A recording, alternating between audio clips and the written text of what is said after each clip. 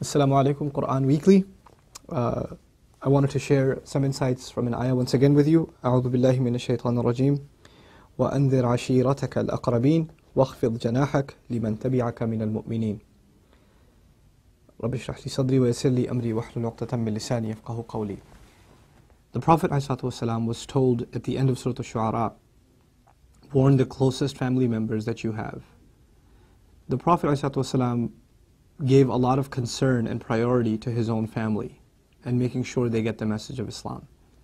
But before we talk about delivering the message of Islam to our family, we have to talk about having a healthy relationship with them. A lot of times, our communications with our family are really, really bad. We're not good listeners. We don't really have the sensitivity to understand things from their point of view. This can happen between husband and wife, and parents and children, and siblings with each other. A lot of times we say the most mean things to one another because we're family. What are you going to do anyway? And because we know each other and we know each other that well, as a result we know just the most hurtful things to say to one another, and it becomes a norm. So if someone says something hurtful, you know just what to respond with that will be equally, if not even more, hurtful. And over time this creates a very ugly relationship between people in a household. Again, that could be between siblings, parents, and spouses, that this sort of thing can happen. So we have to kind of, a lot of times, reassess and rethink the biggest priorities in our life. And really the gauge of what kind of person you are is how you are to your family. How are your relationships to the people that are the closest to you? You and I have a relationship with our employers, with friends, with people in our community, people we know professionally, people we know socially, etc., etc. But they only know a very small part of who we are. The people that know us most and we spend the most time with and are supposed to be the most important in our lives are our own family. And unfortunately, they see the ugliest side of us. They see the meanest, most insensitive, most dismissive, most condescending side of us. And so one has to kind of take a step back and say, what have I become? What kind of person am I that I don't even have a healthy relationship with my mother, with my father? I can't even carry a normal conversation with him. I haven't talked to my wife forever. And if I do, I just ask her, where are the keys? Or, where's the cell phone? Or did you send that letter? Or some shallow conversation. And when she talks, I'm not even really listening. I'm just kind of, sure, yeah, okay. Like that, like dismissive. And she knows that. And then you wonder why she's always talking to her friends, and why she's never talking to you. And when you say something, she doesn't respond because she knows you're not really listening and you're not understanding. And it goes both ways, husband and wife and husband. So one has to kind of really think long and hard about what kind of person you and I may have become. And by the way, this happens not just to people that aren't very religious. This happens to anybody. Religious, non-religious doesn't even matter when it comes to this. It's just a personal thing. And we become, for men especially, I'll address men in this talk a little bit. We're not naturally very expressive with our emotions. We're not naturally as sensitive as women are, as the women in our family are.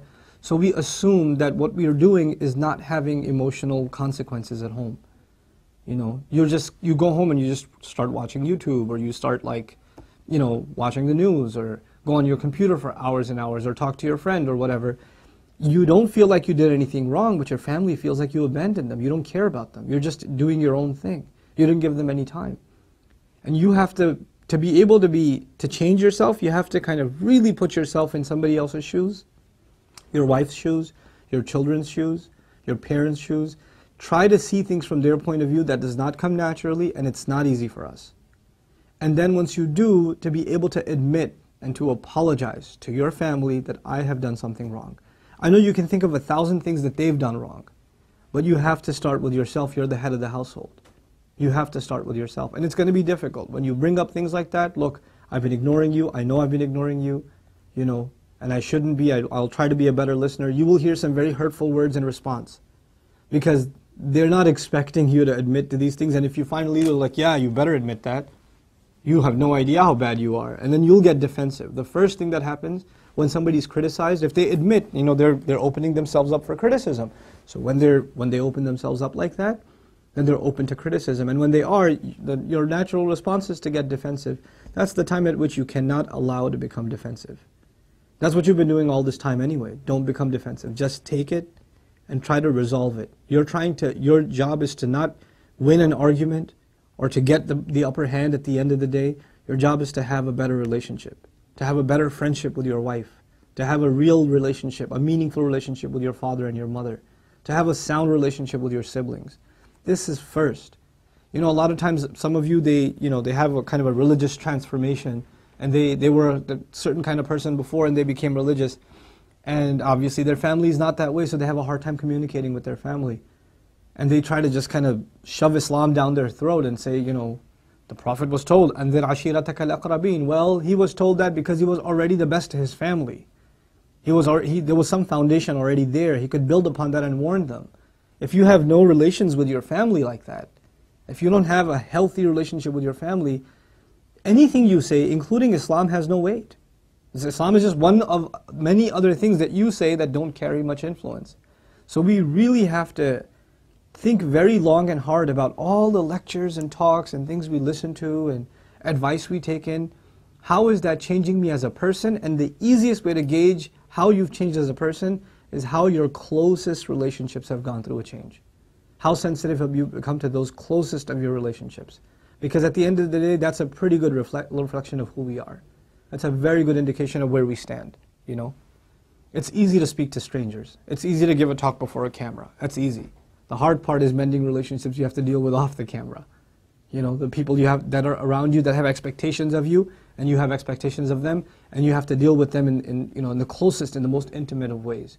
So I pray that all of us become people that have sounder, healthier, growing relationships that are based on open, respectful communication, that we're tolerant towards one another, that we're able to use kind words towards each other and appreciate things.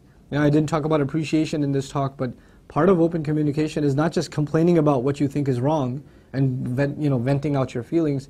It's also acknowledging the good the other's done, to appreciate somebody's done something right, you know, and that you really enjoyed it, or you really liked that they did that, or you're really grateful for them having done that.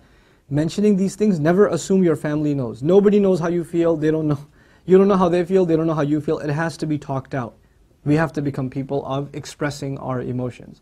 And you know, in conclusion, I'll tell you, a lot of us, we come from backgrounds that are like Asian, Arab background, African background, where family structure has kind of a formality to it. And so expressing ourselves openly and emotionally is very difficult, because we have these really formal relationships sometimes. You have to cross that bound, you have to cross those lines, and you have to openly communicate. Respectfully nonetheless, but you have to openly communicate in order for your relationships to get better. And never, ever, ever assume you know how the other person feels. Let them express themselves. Inshallah ta'ala, all of us will be able to create that environment in our homes that everybody feels comfortable talking. I'm reminded of Yaqub alayhi salam, how he made Yusuf alayhi salam feel comfortable, so much so that he can even tell him a dream. Like, what kid would think I should tell my dad a dream? Like, if something happened in the playground, I'm going to go tell my dad, you know? Oh, actually, I wouldn't even tell my dad. I'd tell my mom first. I wouldn't even tell dad. What kind of awesome dad is he? He makes his kid feel so comfortable that the kid sees a dream he didn't like, and he comes and tells his dad about it. And his dad doesn't even say, oh, you must have had a bad dinner last night. Just don't worry about it. He sits him down and he compliments him and he says, this is amazing and you have a great future ahead of you. Why do you tell a child he's got a great future ahead of him, Allah will complete His favor upon him, after he sees a dream? Because he knows, as a sensitive father, the most important thing to a child is to be reassured. He's reassuring his son. In the Quran, Allah recorded this for us to know. That's how we're supposed to be, sensitive family members, sensitive leaders, real listeners. Sensitivity is the same as being good listeners. We have to be good listeners and then respond indicating that you really, really listened. And then finally he warned him and said, look, don't tell your son, don't tell your brothers, you keep this to yourself, etc. SubhanAllah, it's really beautiful. So we have to become people like that. May Allah Azza wa Jalla help us learn lessons from the great characters of the Prophets ﷺ. The Prophet ﷺ told us, خَيْرُكُمْ خَيْرُكُمْ لِأَهْلِهِ. The best of you are the ones that are the best to their families.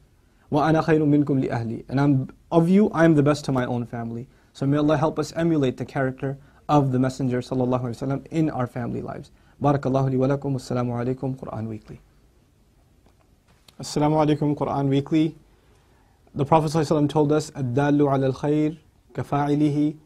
The one who points to something good gets the same reward as the one who did the good itself. Do me a favor and do all of yourselves a favor and share in the goodness if you benefited from these talks and these videos. Make it a point to share them with friends and family and get the word out. This is such an awesome project. I really, really appreciate the effort Quran Weekly folks have made.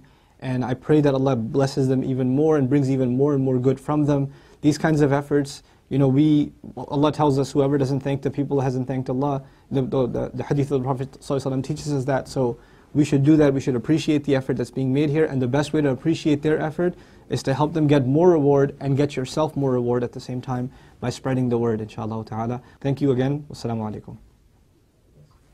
Assalamu alaikum. Quran Weekly. Do I have my mic on, by the way? Is it on? Working? It's working, sir.